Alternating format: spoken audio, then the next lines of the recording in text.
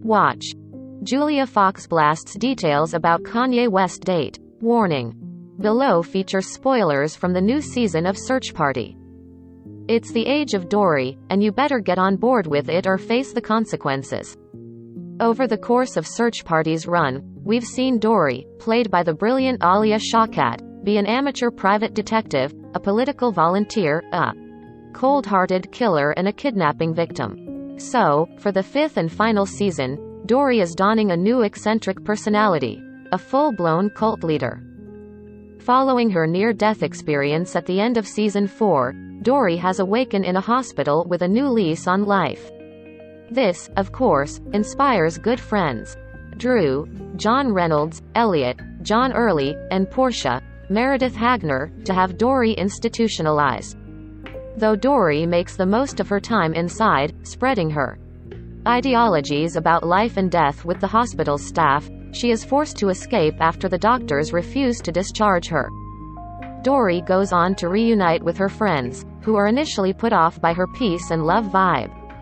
However, in typical Dory fashion, she is able to persuade the gang to sign on to her new mindset.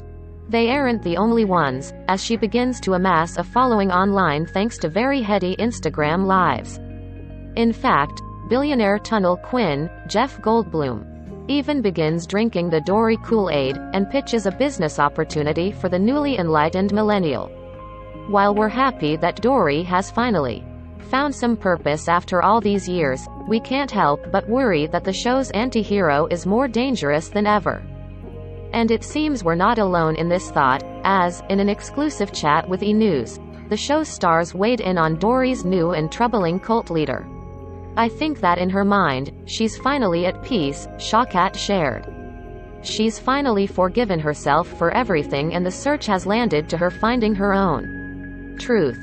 So in a way, I think it's kind of scary, because it's unsettling to see her be so happy, for someone who has done such horrific things. And, no, Dory isn't just playing a role, as Shawkat noted. She really believes that she's seen the truth, and I think one person's conviction can go a long way. Expressing a similar sentiment, Reynolds highlighted that, this time around, Dory ends up getting power in people's ear in a way that she hasn't. As for Hagner, I think it's the most terrifying after watching The Vow and that stuff she relayed, of the type of person that's, like, I am here to do good. And then, there's malicious intent or whatever it is.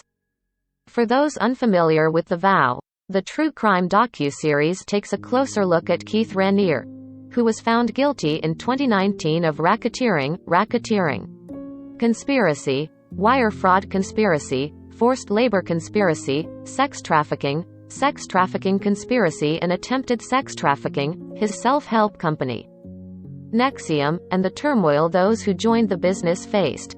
Even though Drew, Portia and Elliot know what Dory is capable of, they still find themselves drawn to her and her manipulative ways. Once they bury the body in Season 2, Early explains of the group's unconventional bond, it's like, there's kind of no turning back from that as hard as they try. Even though they could be, and they are, like opportunistic about their kind of fame, they're still kind of never going to be really welcomed with warmth back into society. So I think they're just always kind of bonded to her. Not to mention, as Early put it best, Dory, Drew, Portia and Elliot like hanging out, adding, even if they have to hang out under horrible circumstances, at least they get to be with each other.